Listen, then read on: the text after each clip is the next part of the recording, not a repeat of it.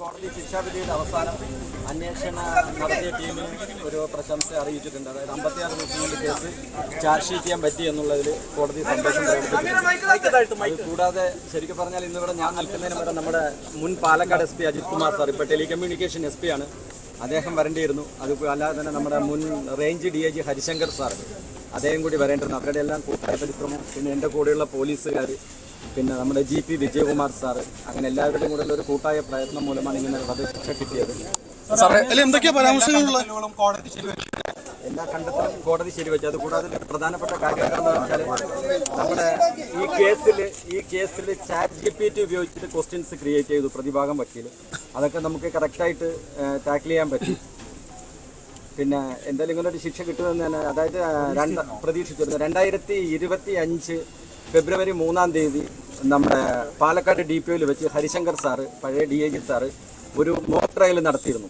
അതായത് അദ്ദേഹം പ്രതിഭാഗം വക്കീലും, പിന്നെ പഴയ SP അജിത് കുമാർ സാറ് ജഡ്ജിയും, ഞാൻ ഇൻവെസ്റ്റിഗേറ്റിംഗ് ഓഫീസർ. അന്ന് അദ്ദേഹം ചോദിച്ച ക്വസ്റ്റ്യൻസിനേക്കാൾ കൂടുതലൊന്നും ഇവിടെ ചോദിച്ചില്ല എന്നുള്ളതാണ് കാര്യം. അപ്പൊ ആ ഒരു ചോദ്യങ്ങൾക്കനുസൃതമായിട്ട് പോലീസ് കൃത്യമായി മുന്നൊരുക്കം നടത്തിയിരുന്നു, ട്രയലിനടക്കം മുന്നൊരുക്കം നടത്തിയിരുന്നു. പിന്നെ നമ്മുടെ പ്രോസിക്യൂഷൻ വിങ്, ഇപ്പം എൻ്റെ സുഹൃത്ത് രമേശനാണ് SI. അപ്പോൾ പാലക്കാട് ജില്ലയിലെ പ്രോസിക്യൂഷൻ വിങ് എന്ന് പറയുന്നത് സംസ്ഥാനത്ത് തന്നെ ഏറ്റവും ബെസ്റ്റ് ആയിട്ടുള്ള ഒരു പ്രോസിക്യൂഷൻ വിങ്ങാണ് നമ്മുടെ പഴയ SP വിശ്വനാഥൻ സാർ ഇരിക്കുന്ന കാലം തൊട്ട്. അപ്പോൾ കറക്റ്റ് സാക്ഷികളെ സ്ഥലത്തെത്തിക്കാനും അവരെ കൊണ്ട് കറക്റ്റ് കാര്യങ്ങൾ പഠിപ്പിക്കാനും, പിന്നെ നമ്മുടെ ഈ എയ്ഡ് പ്രോസിക്യൂഷൻ്റെ ജനപ്രസാദ്, നമ്മുടെ പബ്ലിക് പ്രോസിക്യൂട്ടർ വിജയകുമാർ സാറ്, അതുകൂടാതെ കേസിൻ്റെ ഇൻവെസ്റ്റിഗേഷൻ സമയത്ത് പഴയ നമ്മുടെ ജില്ലാ പ്രോസിക്യൂട്ടർ അനിൽകുമാർ സാർ, അവർക്ക് ഈ കേസുമായി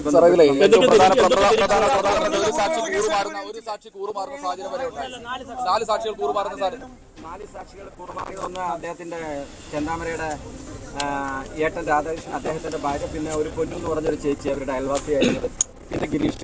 ഞങ്ങൾ 28-29 ദിവസം കൊണ്ട് ചാർജ് ഷീറ്റ് തയ്യാറാക്കിയെങ്കിലും ഈ നമുക്ക് ഐ വിറ്റ്നസസിനെ കണ്ടുപിടിക്കാൻ ഒരുപാട് ബുദ്ധിമുട്ടുണ്ടായിരുന്നു.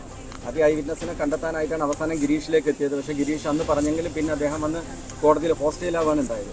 അപ്പോൾ നമ്മൾ ഈ പ്രധാനപ്പെട്ട സാക്ഷികളുടെ എല്ലാം തന്നെ 183 BNS പഴയ 164 CRPC പ്രകാരമുള്ള മൊഴി നമ്മൾ രേഖപ്പെടുത്തിയിരുന്നു.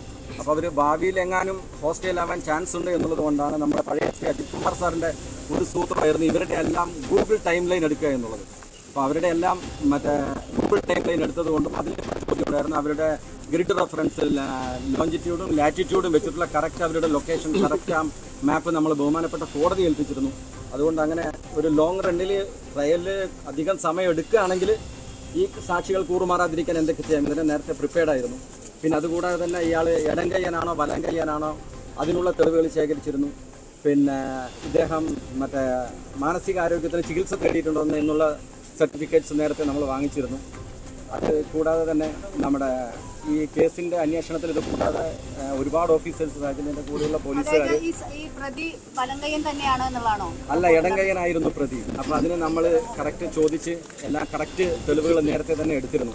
അപ്പോൾ എൻ്റെ മേലുദ്യോഗസ്ഥന്മാരുടെ എല്ലാം പ്രത്യേകിച്ച് ഹരിശങ്കർ സാറിൻ്റെയും അജിത് കുമാർ സാറിൻ്റെയൊക്കെ കറക്റ്റ് മോണിറ്ററിംഗ് ഉണ്ടായിരുന്നു. പിന്നെ ഇതിലെല്ലാം കൂടുതലായിട്ട് ഇത്രയും കറക്റ്റായിട്ട് 2025-27-ാം തീയതി മുതൽ ഈ കേസ് ഇത്രയും കൊടുക്കുന്നവർ ഇത്രയും കറക്റ്റായിട്ട് മീഡിയയ്ക്ക് ജനങ്ങളെ എത്തിക്കാൻ പറ്റില്ല. സംഭവം എന്തായാലും അതിൽ ഞങ്ങൾക്ക് ഭയങ്കര സന്തോഷമുണ്ട്. അതിന് കുറേ പേര് കേൾക്കാൻ മീഡിയ പോലീസിനായും മറ്റൊന്നും പറഞ്ഞില്ല. അതിൻ്റെ ഭയങ്കര സന്തോഷമുണ്ട്.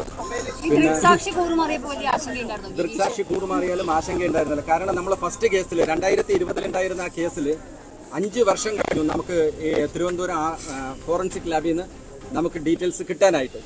5 വർഷം അതും DIG സാർ ഹരിശങ്കർ സാർ ഇടപെട്ടത് കൊണ്ടാണ് അത്രയും പെട്ടെന്ന് കിട്ടിയത്. പക്ഷേ നമ്മുടെ ഈ regional forensic lab Thrissur police അക്കാദമിയിലുള്ളതിനും വെറും 15 ദിവസം 14-ാം ദിവസം വൈകുന്നേരം ആകുമ്പോഴേക്കും ഞങ്ങൾക്ക് അതിൻ്റെ സർട്ടിഫൈഡ് കോപ്പികൾ ബഹുമാനപ്പെട്ട കോടതിക്ക് കൊടുത്തതിൻ്റെ കോപ്പികൾ DNA ടെസ്റ്റും അതിൻ്റെ റിസൾട്ടൊക്കെ നമുക്ക് കിട്ടിയത് കൊണ്ടാണ് 56-ാം ദിവസം വരെ നമുക്ക് ചാർജ് ഷീറ്റ് കൊടുക്കാൻ പറ്റിയത്. അതുപോലെ തന്നെ ജുഡീഷ്യൽ ഓഫീസേഴ്സായ നമ്മുടെ ചിറ്റൂർ മജിസ്ട്രേറ്റ് ശിവദാസൻ സാറ്, ആലത്തൂരിലുള്ള നമ്മുടെ ഇന്ദുചൂടൻ സാർ, അവരെല്ലാം തന്നെ ഇന്ദുചൂടൻ സാറെല്ലാം രാത്രി 11 മണി വരെ നമ്മൾ കൊടുക്കുന്ന പ്രോപ്പർട്ടീസ് അന്ന് രാത്രി അതെല്ലാം അവിടെ ഐറ്റം നമ്പറായി പിടിച്ച് രാവിലെ കൊണ്ടുപോകാനായിട്ട് നമുക്ക് ഒരാളെ കൊണ്ടുപോയിട്ട് അത് എന്നെ ഏൽപ്പിച്ചു തന്ന് നമ്മൾ രാവിലെ ഒരു 9:30 ആകുമ്പോഴേക്കും നമ്മൾ ലാബിലേക്ക് എത്തിയിരിക്കുകയായിരുന്നു. അപ്പം മേലുദ്യോഗസ്ഥരുടെ പ്രധാന കാര്യം എന്താണെന്ന് പറഞ്ഞാൽ ഈ നമ്മൾ ഈ കൊടുവാളായാലും മറ്റുള്ള കാര്യങ്ങളായാലും ചെയിൻ ഓഫ് കസ്റ്റഡി അത് ഒരിക്കലും 24 മണിക്കൂറിൽ കൂടാൻ പാടില്ല. അത് ഇൻവെസ്റ്റിഗേറ്റിംഗ് ഓഫീസർ തന്നെ സൂക്ഷിക്കണമെന്നുള്ള കുറേ കാര്യങ്ങൾ നമ്മൾ നേരത്തെ തന്നെ കണ്ടിരുന്നതുകൊണ്ടും പിന്നെ നമ്മൾ ഏറ്റവും കൂടുതൽ ശ്രദ്ധിച്ച് നമ്മുടെ വിജയകുമാർ സാർ നല്ല ആയിരുന്നു. അദ്ദേഹത്തിൻ്റെ ഒരുപാട് സഹായങ്ങളുണ്ടായിരുന്നു. പ്രതിഭാഗം വക്കീലിനെ പറ്റിയ ഒരു വാക്ക് എൻ്റെ ജീവിതത്തിൽ കുറേ കേസുകളൊക്കെ ചെയ്തിട്ടുണ്ട്. ഇത്രയും ക്വയറ്റായിട്ട് നമ്മളോട് സംസാരിച്ച് നമ്മളെ വഴിതെറ്റിക്കാൻ പറ്റിയ ഒരു പ്രതിഭാഗം വക്കീലായിരുന്നു ജേക്കബ് മാത്യു. കാരണം നമ്മൾ ചെന്താമരയ്ക്ക് എതിരായിട്ട് ഞാൻ ഉത്തരം നൽകേണ്ടി വരുന്ന ഒരു ചോദ്യങ്ങൾ അദ്ദേഹം ചോദിക്കില്ലായിരുന്നു. അതേസമയം തന്നെ ChatGPT ജനറേറ്റ് ചെയ്ത നമ്മുടെ ഈ സീം കാർഡ് ചെയ്യാനുള്ള എന്തായിരുന്നു നിങ്ങളുടെ SOP സ്റ്റാൻഡേർഡ് ഓപ്പറേറ്റിംഗ് പ്രൊസീജിയർ എന്തായിരുന്നു, അങ്ങനെ കുറേ ചോദ്യങ്ങൾ AI ഉപയോഗിച്ചുള്ള കുറേ ചോദ്യങ്ങൾ ചോദിച്ചു. അതിനൊക്കെ വിജയകുമാർ സാറ് മറുപടി പറഞ്ഞു, ഞാനും മറുപടി പറഞ്ഞു. എന്തായാലും ഇങ്ങനെ ഒരു ശിക്ഷ കിട്ടിയതിൽ സന്തോഷമുണ്ടോ ഇല്ലോ എന്നുള്ളതല്ല, പക്ഷെ ആ 2 കുട്ടികൾക്കുണ്ടായ ആ നഷ്ടത്തേക്കാൾ വലുതൊന്നുമല്ല ഞങ്ങളുടെ സന്തോഷം. Thank you. 20 ലക്ഷം രൂപ പിഴത്തുകയുണ്ട്. അതിൽ അവരുടെ റിലേറ്റീവ്സിന് 1-2 പേർക്ക് കൊടുക്കാൻ പറഞ്ഞിട്ടുണ്ട്.